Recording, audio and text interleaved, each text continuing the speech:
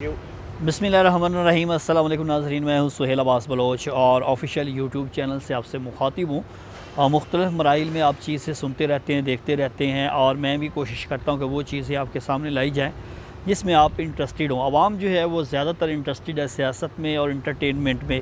दोनों ही चीज़ें जो हैं वो पाकिस्तानी जो शहरी हैं उनके लिए बहुत ज़्यादा अहमियत की हामिल होती हैं। आजकल जो सिलसिला चल रहा है उसमें सबसे ज़्यादा जो है वो इमरान ख़ान की सियासत और शरीफ ख़ानदान की सियासत, इस पर बहुत सारे तबसरे होते हैं और बहुत सारी चीज़ें जब निकलती हैं तो सुबह से शाम तक यही ज़िक्र जारी रहता है। इसके साथ साथ इमरान ख़ान जो लॉन्ग मार्च की कॉल देने जा रहे हैं, ये सबसे इम्पोर्टेंट टॉपिक था और इस पर तकरीबन जिन वज़रा और जिन साबिक जो रहनुमा हैं उनसे हमारी बात हुई तो अपना अपना उनका एक व्यू था, अपना अपना एक कमेंट्स थे, अपना अपना एक राय थी। लेकिन इस राय से बरअक्स अब जो सिनेरियो इस पर बात करना चाहूँगा। इससे कबल आपने अभी तक चैनल को सब्सक्राइब नहीं किया तो चैनल को ज़रूर सब्सक्राइब कीजिएगा और इसके साथ साथ वीडियो अच्छी लगे तो उसको भी शेयर कीजिएगा। क्योंकि बहुत सारी ऐसे इन्फॉर्मेशन होती है जो दोस्त मज़ीद सुनना चाहते हैं या देखना चाहते हैं उन तक नहीं पहुंच पाती, आपके शेयर करने से उन तक भी पहुंच जाती हैं। तो नाज़रीन, इमरान ख़ान जो है वो इस वक्त जो बैकडोर राब्तों की खबरें चल रही हैं कि इमरान ख़ान के साथ जो है वो इस्टेब्लिशमेंट के राब्ते जो है वो बैकडोर जो है चल रहे हैं और इसमें हकीकत भी है। जितनी भी ये अफवाहें थी, जितनी भी ये खबरें थी, इनमें सच्चाई थी और इनमें हकीकत थी और अब भी हकीकत है कि इमरान ख़ान के साथ इस्टेब्लिशमेंट के बैकडोर जो हैं वो राब्ते हो रहे हैं। इससे कबल भी होते रहे हैं और अब दोबारा से ये है कि पहले ज़रा कम थे, अब ज़्यादा हो गए। अब सिलसिला ये है कि इमरान ख़ान जो हैं वो लॉन्ग मार्च की धमकी देते रहे हैं हुकूमत को और अल्टीमेटम भी देते रहे हैं कि जल्द जल्द इलेक्शन करवाए जाएँ, वरना लॉन्ग मार्च दूँगा तो मुल्क जो है वो संभालना हुकूमत के बस में नहीं होगा और ना ही हुकूमत संभाल सकेगी। ये प्रेशर होता है सियासतदानों का, कोई भी सियासतदान हो। आपको याद होगा 126 दिन का जब इमरान ख़ान ने धरना दिया तो उस पर भी बहुत प्रेशर था। उस वक़्त मजहबी जमातें भी इमरान ख़ान के साथ थी, उनमें ख़ास तौर पर तैयरुल कादरी जो को बैरून मुल्क बैठे हैं वो उनके साथ थे। वहाँ पर आपने देखी किस तरह से कब्रें भी खोदी गई और भरपूर जो है वो हुकूमत पर प्रेशर डाला गया, लेकिन हुकूमत नहीं गिरी। जलसे जुलूस लॉन्ग मार्च से कभी भी हुकूमतें नहीं गिरती और ये पाकिस्तान की तारीख़ उठा लें, कभी भी ऐसा नहीं हुआ। ये एक प्रेशर बिल्ड होता है, उस प्रेशर के नतीजे में आके उसका जो दरमियानी रास्ता है वो निकाला जाता है और उस दरमियानी रास्ते पर जो है फिर ये जो लॉन्ग मार्च और जलसे जुलूस और बड़के मारने वाले सियासतदान होते हैं उसी दरमियानी रास्ते पर आकर बैठ जाते हैं और फिर जो है वो एक कोई ना कोई बहाना बनाकर उस जो एहतजाज है या लॉन्ग मार्च है उसको मौखर किया जाता है। लेकिन अभी इमरान ख़ान जो है वो मई में जो हुआ था 25 मई को, उस वक़्त भी आपने देखा कि मुल्क में बेहंगम सूरत हाल थी, हर तरफ एहतजाज थे, लेकिन तरीके इंसाफ जो है इस्लामाबाद पहुँचने में बुरी तरह से नाकाम थी क्योंकि इमरान ख़ान पहुँच कर भी उन्होंने अपनी जो तारीख लॉन्ग मार्च था या एहतजाज था उसको मौखर कर गया। वो क्यों किया गया उसकी वजाहतें अभी तक इमरान ख़ान दे रहे हैं, लेकिन उनके पास कोई ऐसा चीज़ नहीं है।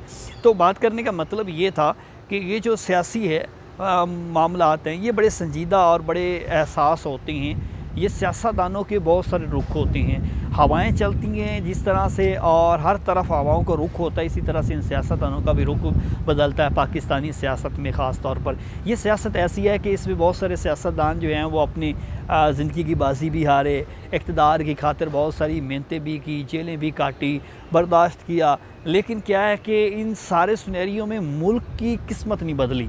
यकीन करें मुल्क जो है वो वहीं का वहीं खड़ा है, बल्कि वहीं नहीं खड़ा, जो मुल्क हमसे पीछे थे वो ऐसे आगे गए हैं कि आज वो तरक्की याफ्ता ममालिक और हम जो हैं वो तरक्की पज़ीर ममालिक में शामिल हैं। कर्ज़े लेकर मुल्क चला रहे हैं और सियासतदानें बढ़ के मारते हुए इक़्तिदार में आते हैं, चले जाते हैं।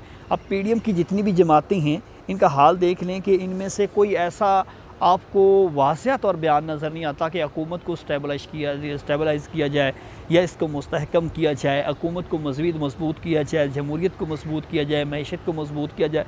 ये सारे फार्मूले सिर्फ हमें किताबों में मिलते हैं या इनकी तकरीरों में मिलते हैं। तो अभी जो इमरान ख़ान का एक मौखर किया जा रहा है एहतजाज और जो लॉन्ग मार्च है, क्योंकि अक्टूबर के इसी हफ्ते में ऐलान होना था लेकिन वो नहीं हो सका। फिर इमरान ख़ान ने दोबारा कहा जी अक्टूबर के इंशाल्लाह दरमियान में ही होगा, फिर कहा कि आखिर में होगा और अभी कल ही मेरी फ़ारूक हबीब से बात हुई तो उन्होंने कहा जी अक्टूबर से आगे हम नहीं जाएंगे, अक्टूबर में लॉन्ग मार्च होगा और हुकूमत गिर जाएगी। लिहाजा आज जो है वो 20 अक्टूबर हो चुकी है। लग यूँ रहा है कि ये सारी चीज़ें जो है वो नवंबर के बाद होनी है। अब इस पर जो है वो पीटीआई का जो लॉन्ग मार्च है वो मैं आपको बताने जा रहा हूँ ये कब होना है।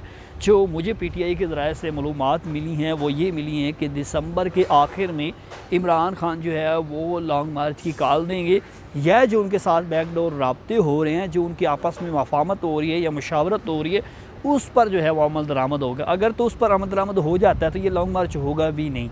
अगर इस पर अमल दरामद नहीं होता तो फिर जो है वो इमरान खान दिसंबर के अंदर जो है वो लॉन्ग मार्च की कॉल देंगे और बाकायदा तौर पर पाकिस्तान तहरीक इंसाफ इस पर जो है वो बाहर खुलकर निकलेगी। लेकिन इससे कबल एक मामला जो है वो बहुत अहम है पाकिस्तान की सियासत में भी, मुल्की मैशत में भी और जमहूरियत में।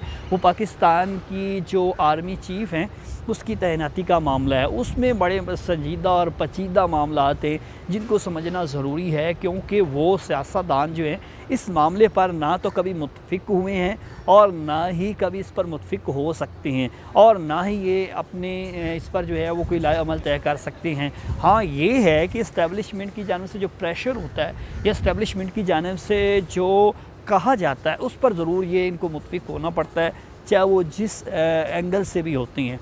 तो इमरान खान का जो लॉन्ग मार्च है जिसके में असल मेरा मकसद ये था वो तो अभी होने वाला नहीं है। अब रहा सियासी मामलात आगे किस तरह से जाएंगे, ये एक ख़तरनाक सूरत हाल अख्तियार करेगी आर्मी चीफ़ की तैनाती के बाद। अभी तक वज़ीर आज़म हाउस की जानिब से समरी तक जो है वो नहीं भिजवाई गई, ना इनको कोई समरी मसूल हुई है, ना इस पर कोई चीज़ जो है वो डिस्कस हो रही है कि अगला आर्मी चीफ़ जो है वो कौन होगा।